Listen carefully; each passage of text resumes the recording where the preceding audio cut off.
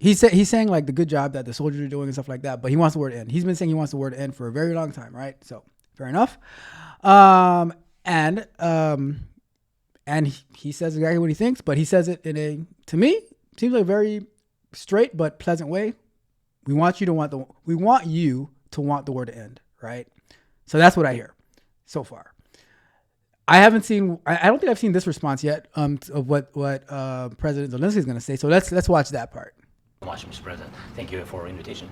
And really, I hope that this first document, will be first step to real security guarantees for Ukraine, our people, our children. I really count on it. And of course, we count that America will not stop support. Really, for us, it's very important to support and to continue it. I want to discuss it with details further during our conversation. And of course, the infrastructure or security guarantees. Because for today, I understand what Europe is ready to do. And of course, I want to discuss with you what the United States will be ready to do. And I really count on your strong position to stop Putin. And you said that enough with the war. I think that is very important, Ben, to say these words to Putin at the very beginning of war, because he is a killer and terrorist. But I hope that together we can stop him. But for us, it's very important to, to save our country, our values, our freedom, and democracy, and of course, no compromises with the killer about our territories, but it will be later. And of course, what I wanted, we spoke about it by phone with you about the drones production. We have very good drones production. I think the best one in the world for today because of the war. Yes, and of course, we need very much the air defense. You have the best air defense in the world, and really you help us under attacks of Russians. And I want to speak how we can exchange the licenses. We're open to share the licenses of all our drones with you, of course, with the United States. And we need licenses for quick production of air defense. Even after the war, we need our nation to be calm, that we are secure. So that's why we need this air shield. And of course, about this, I want to speak about the contingents. I think that France and UK already spoke to you, and we know that Europe is ready, but without the United States, they will not be ready to be as strong as we need. And the last point, last not least, about exchange, about our people and children. And you know that these crazy Russians, that they stolen 20,000 of children, Ukrainian children. They changed their names, they changed their, their families, relatives, and now they're in Russia. We want to bring them back. And really, it's a big dream, task, and goal for me and our warriors.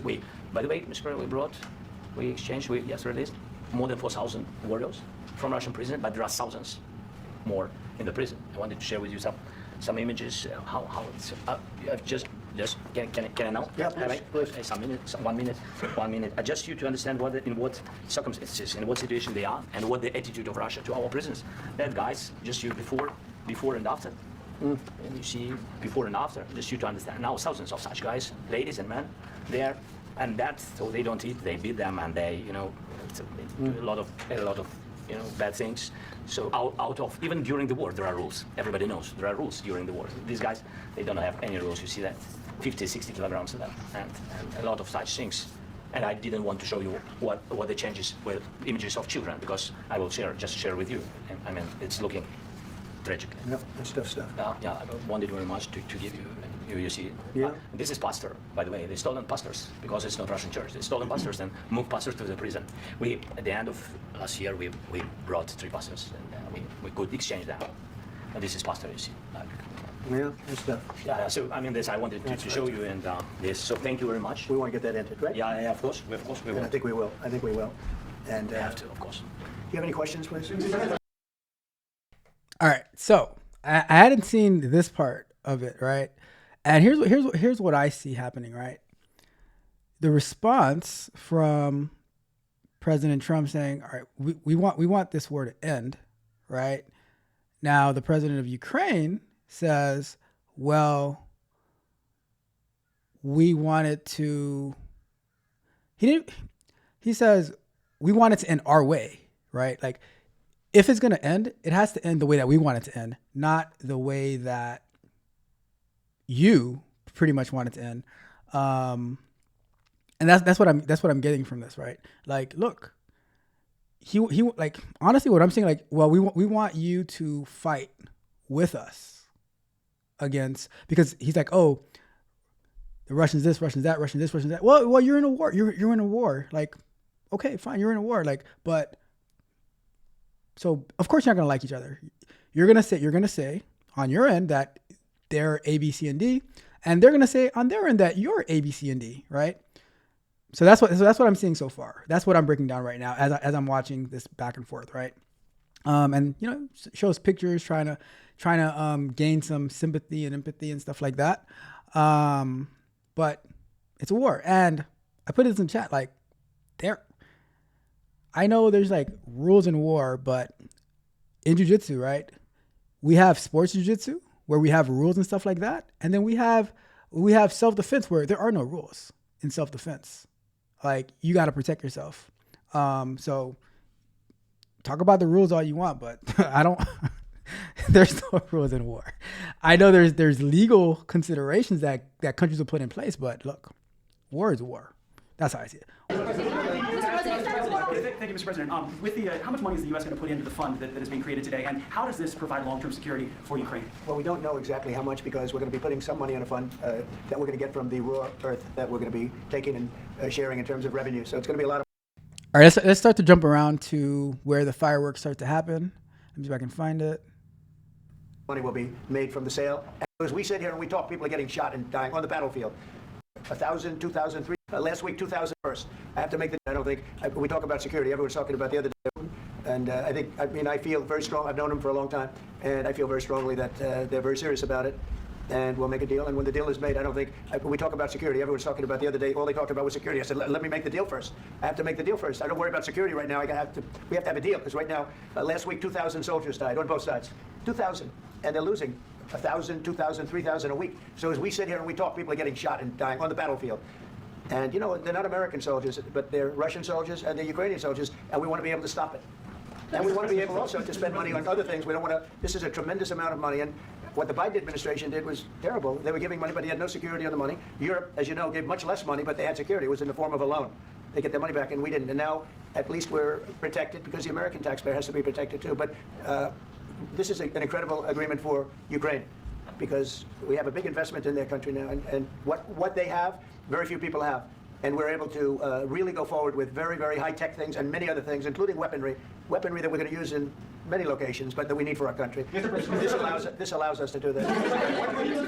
I'm sorry. Yes, go ahead, please. Yes.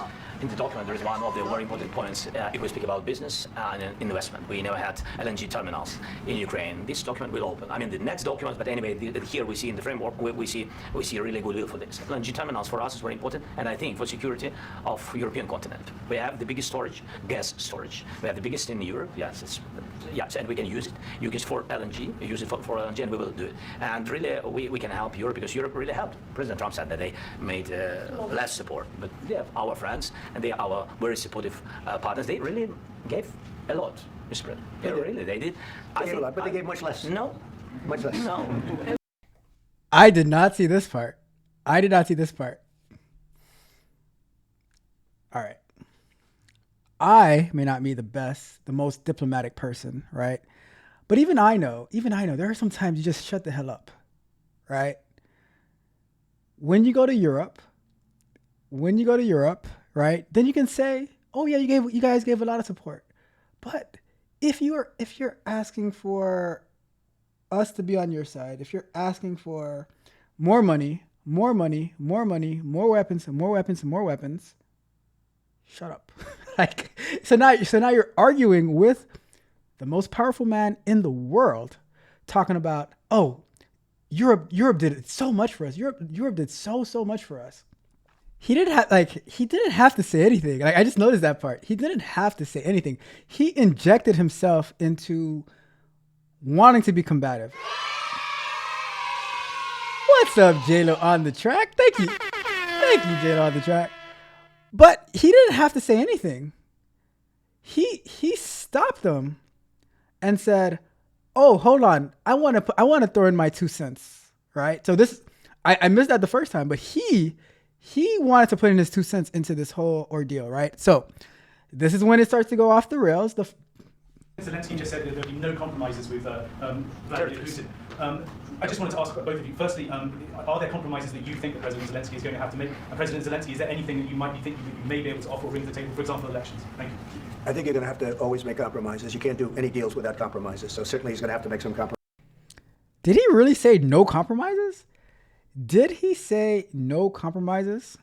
Let's see. But hopefully they won't be as big as some people think you're going to have to make. That's all. That's all we can do. I'm here as an arbitrator, as a mediator to a certain extent between two parties that have been very hostile. To put it mildly, they've been very hostile. There's been a vicious war. There's been a vicious war You know, it's a very level battlefield, and those bullets go out, and as I've said many times, we're talking about it with Pete, many times the only thing stopping those bullets is a human body.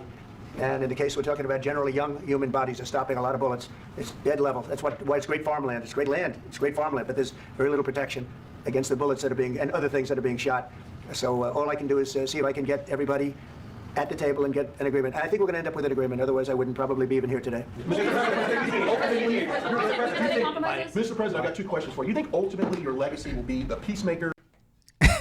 Yeah, I saw that. Yeah, I saw that. Look at this. Look at this. Mr. President, I've got two questions for you. You think ultimately... He threw up his hand like, wait, I'm not going to get to answer this question? I'm like, that body language, I don't know. Ultimately, your legacy will be the peacemaker and not the president that led this country into another war and ended foreign wars. And I've got a question. I hope it will. I mean, I hope I'm going to be remembered as a peacemaker. This would be a great thing if we could do this. I'm doing this to save lives more than anything else. Second is to save a lot of money, but I consider that to be far less important. So I hope I'm going to thank you, Brian, for that question. It was a nice question. I hope I'll be known and recognized as a peacemaker. This would be a great thing to solve. This is a very dangerous situation. You know, this could lead to a third world war. This was headed in the wrong direction. If this election were lost, if we didn't win this election, and by the way, we won it by a lot. That was a mandate. We won every swing state. We won the popular vote by millions and millions of votes. We won everything. The districts, you look at the areas of red, take a look at a map. This was a big mandate, and this was one of the things. I said, we're going to get this thing settled. If we didn't win, I think this could have very well ended up in a third world war, and that would not have been a good situation. What was your second question? My second question for President Zelensky. Why don't you wear a suit?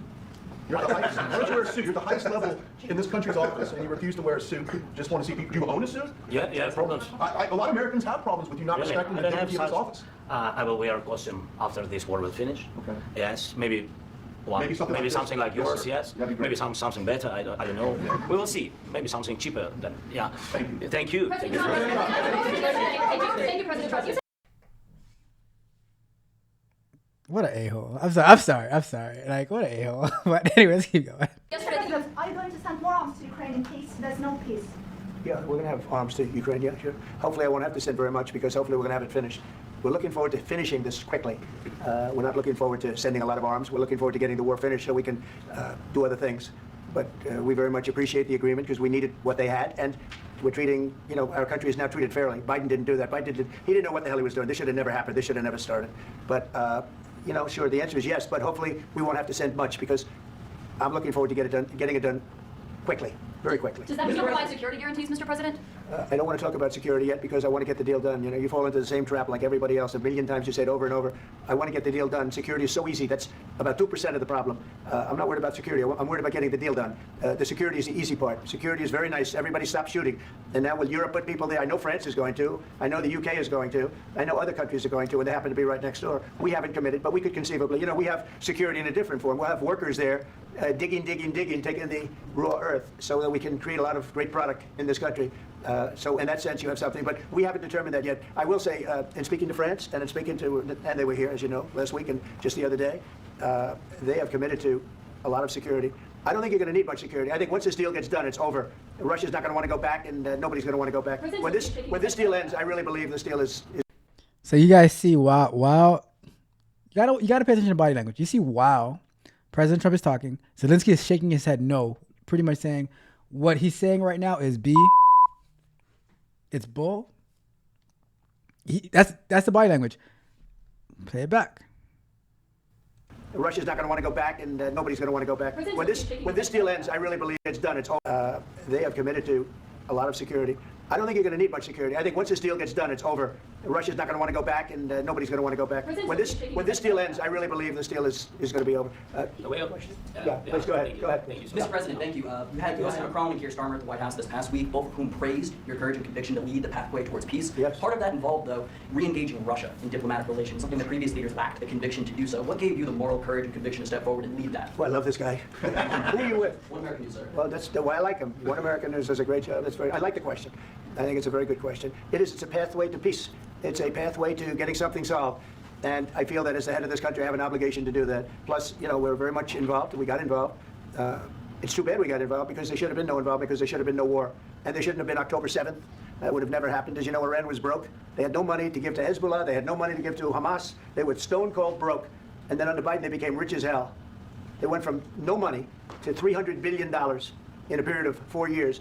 and they gave a lot of that money away, and you see what happened, and that's a real mess also that we hope to be able to solve. But no, I appreciate your question very much. I feel I have an obligation to try and do something to stop the death. If I can answer, yes, if I can answer, sorry, please. And I do like your clothing, by the way. Really? Even though I think he's a great guy, by the way. I don't know if you two like each other, but you know what? I think he's dressed. I like this guy. I think he's dressed beautifully. So I have more serious things than answer on side questions. I will answer on more serious questions if I can. Yeah. So please, about security guarantees and about just ceasefire. We can't just speak about ceasefire and speak and speak. It will not work. Just ceasefire will not never work because I'm like a president. I have this experience, and not only me. Ukraine before my presidency from the 2014, Putin broken 25 times. 25 times he broken his own signature. 25 times he broken ceasefire. But he never broke to me. He never broke to me. No, you were the president. You were the president. He never broke to me. In 2016, you've been the president, Mr. President. You've been the president, but he had, of course, not with you, but he had during those periods, he had conversations with our side, and we had Normandy format. You know, the France, Germany, Ukraine, and Russia, and he broken 25 times. That's why we will never accept just ceasefire. It will not work without security guarantees. Security guarantees, maybe President is right about this document and other, but this document is not enough. Strong army is enough because his soldiers afraid, Putin's soldiers afraid of our soldiers when we're strong enough. If we are not strong enough, if we are empty, if our storage is empty, we can't defend our land. Today, you know, he knows that we have, all the world knows that we have meeting, yes? Why he's using ballistic? Putin today using ballistic on our hospitals, schools, and etc. Ballistic. So he knows that we are here and that President. Wouldn't the answer be because you haven't signed a ceasefire? I mean, am I slow? Like, they're still fighting because you have not signed and you don't want to sign it. You just said there will be no ceasefire, period. Right? Like, so why are they still sending missiles? Because there is no ceasefire. Maybe I'm slow. Am I missing something? World's Building Journey, Miss Freckles, Magnetar. Am I missing it? Monica, am I missing it? Like, there will be no ceasefire. Why is Russia still firing ballistic missiles at us? Because there is no ceasefire. Like, maybe it's me. Fell from the clouds, felt the crash. High horse bucked me off the path. Smitten, lost, can't find my way. Below rock bottom, here I'll stay. I was riding, up on that horse. Thought I had it all, no doubts, no remorse. Fell hard, right down below. Lower than rock bottom, where dreams don't go. Where do I go from here? Can't see through the fear. I'm lost, I'm scared, tangled up. Trying to find my luck. Lost in the shadows, can't find the light. Wandering aimless through endless night. Should've been straight, but I took the curve.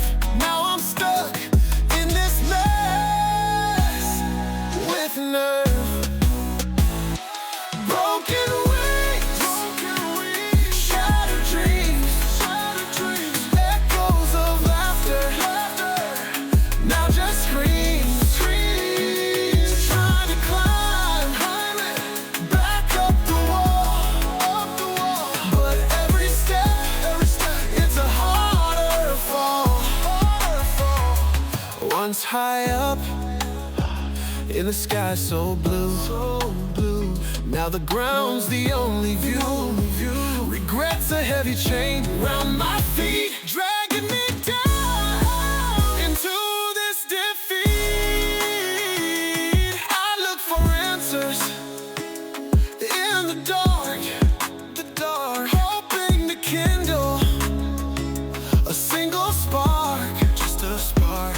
But all I find is the cold and the pain, circling around like a never-ending chain. Gotta find a way to break free from this. Reclaim the throne, I start to miss. Reclaim the throne. Right now just lost in despair.